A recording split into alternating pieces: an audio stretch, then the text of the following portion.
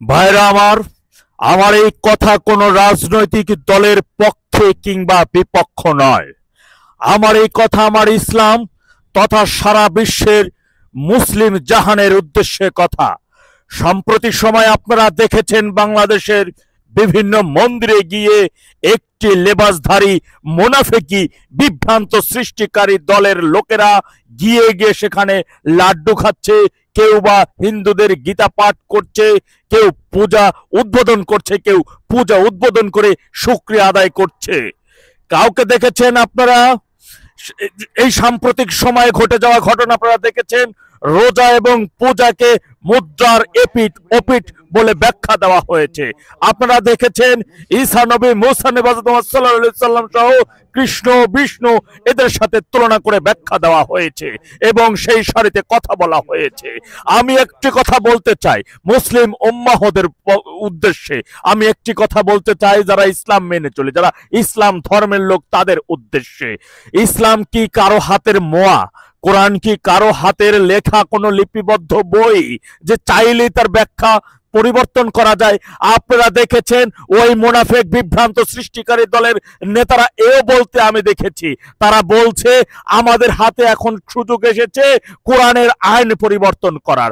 আমরা কোরআনের আইন পরিবর্তন করতে আমরা পারি, আমাদের সেই অধিকার দিয়ে দিয়েছেন। নাউজুবিল্লাহ মিন জালিক।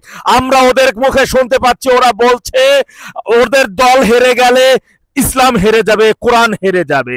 ওরা মানুষের মাঝে ব্যাখ্যা দিচ্ছে যদি কেউ দাঁড়িপাল্লায় ভোট দেয় তাহলে সে জান্নাতে যাবে, নতুবা সে জাহান্নামে যাবে। যদি কেউ দাঁড়িপাল্লায় ভোট না দেয় তাহলে সে ঈমান হারা হয়ে যাবে। এই ধরনের অপব্যাখ্যা আমরা ইতিমধ্যে দেখেছি, আমরা জেনেছি।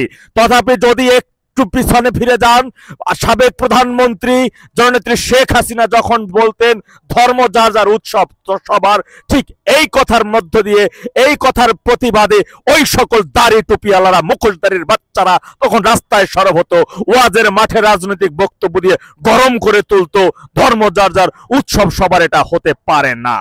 ওদের জন্যই, ওদের হাত থেকে মন্দিরগুলোকে রক্ষা করার জন্য প্রধানমন্ত্রী শেখ হাসিনা সেখানে পুলিশি নিরাপত্তা জোরদার করত। দেশের মধ্যে উচ্ছৃঙ্খল পরিবেশ সৃষ্টি করে ধর্মের মধ্যে যুদ্ধ লাগিয়ে দেওয়া ছিল ওদের মূল কাজ। আপনারা দেখেছেন আওয়ামী লীগ সরকারের আমলে কিভাবে মন্দির গির্জাগুলো ওরা হামলা চালিয়েছিল। ঠিক ওরাই এখন যখন আওয়ামী লীগ ক্ষমতা নেই, ওরা আবার সেই সকল মন্দিরে গিয়ে পূজা উদ্বোধন করছে এবং দেব দেবতাদের সাথে মহানবী সাল্লাল্লাহু আলাইহি ওয়াসাল্লাম নবীদেরকে তুলনা করতেছে, কোরআনের অপব্যাখ্যা চালিয়ে যাচ্ছে। তথাপি আমি আপনাদের উদ্দেশ্যে একটি কথা বলতে চাই, কোন ব্যক্তি যদি ইসলাম না মানে, কোন ব্যক্তি যদি তার ধর্মকে না মানে, এটা তার একান্ত ব্যক্তিগত ব্যাপার। সে পূজা করবে কি করবে না, নামাজ পড়বে কি করবে না, সেটা তার একান্ত ব্যাপার, একান্ত ব্যক্তিগত বিষয়। আল্লাহকে মানুক আর না মানুক সেটা তার একান্ত ব্যাপার। এই বিষয় নিয়ে আমি কখনো কোনো কথা বলবো না। কিন্তু কেউ যদি মুখে দাড়ি নিয়ে, মাথায় টুপি পরে, ইসলামী লেবাস পায়জামা পাঞ্জাবি পরে যদি ইসলামের অপব্যাখ্যা দেয়, নিজেকে ইমানদার মুসলিম বলে দাবি করে, নিজেকে মাওলানা মুফতি বলে দাবি করে এবং আমার ধর্মটাকে ছোট করে, আজকে বিশ্বব্যাপী দেখেছেন তাদের এই সমস্ত কর্মকাণ্ড দেখে অন্য ধর্মের মানুষরা বলে তোদের ইসলাম বলতে কিছুই নেই, ইসলামকে ছোট করে কটাক্ষ করার মতো সুযোগ করে দিচ্ছে। তাই আপনাদের কাছে আমার বিনয়ের সাথে অনুরোধ থাকবে, আপনি যে ধর্মের বর্ণেরই হন না কেন, যে লোকগুলো একটা সময় মন্দিরে হামলা চালিয়েছে, আগুন ধরিয়েছে, দেশের মধ্যে এই যে ধর্মের মধ্যে যে লড়াইটা চালিয়ে দিত, সাম্প্রতিক দাঙ্গা যারা করতেছিল, আজকেই কিন্তু ওরা আপনার মন্দিরে গিয়ে পূজা উদ্বোধন করতেছে ক্ষমতায় যাওয়ার জন্য। সেদিন আগুন দিয়েছিল মন্দিরে ক্ষমতায় যাওয়ার জন্য, ওই সরকারকে উৎখাত করার জন্য। আজকে মন্দিরে গিয়ে পূজা উদ্বোধন করতেছে, লাড্ডু খাচ্ছে, গীতা পাঠ করতেছে ক্ষমতায় যাওয়ার জন্য। ওদেরকে প্রতিহত করা আপনাদের ইমানি দায়িত্ব, আপনাদের ধর্মীয় ইমানি দায়িত্ব বলে আমি মনে করছি। সারা বিশ্বের, সারা জাহানের পুরো মুসলিম উম্মাহর জাতি 95% মুসলিম বাংলাদেশের সকল মুসলমানদের কাছে বিনয়ের সাথে অনুরোধ থাকবে, দলমত নির্বিশেষে এদেরকে প্রতিহত করুন, এদের হাত থেকে ইসলামটাকে রক্ষা করুন।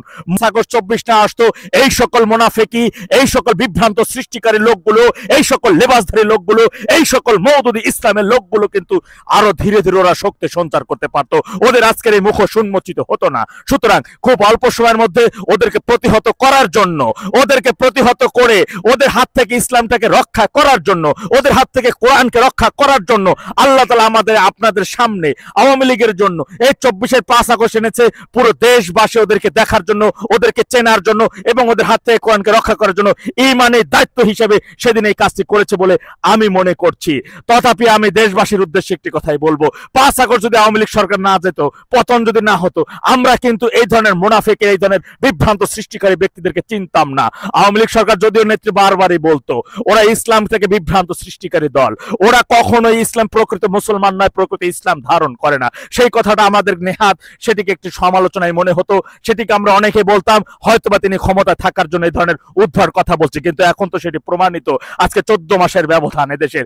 দলমত নির্বিশেষে সকলের উদ্দেশ্যে একটি কথাই বলবো, এই সকল বিভ্রান্ত সৃষ্টি করার লোকেরা যারা সমাজের মধ্যে যা ইচ্ছা ধর্মটাকে ব্যবহার করছে এবং ধর্মের দোহাই দিয়ে দিয়ে ধর্মের কথা মন গড়া গল্প সাজিয়ে মন গড়া উদ্ভট কথা বলে, আপনারা কিন্তু দেখেছেন ওই আমির হামজা, তারেক জানোয়ারদের কথা, আপনারা দেখেছেন কাজী ইব্রাহিমের কথা, ওই একটা ওয়াজের মাধ্যমে বলেছিল ডক্টর ইউনূসকে ক্ষমতাচ্যুত করা হবে হারাম, যুগে যুগে নবীদেরকে যেভাবে নবুয়তের মাধ্যমে দুনিয়াতে পাঠাইছে তাকেও নবুয়তের মাধ্যমে পাঠাইছে একজন সুদখোরকে। এই ধরনের নানান ধরনের কথা তারা বলেছিল, যা শুনলে পার শরীরের মধ্যে আগুন জ্বলে ওঠে।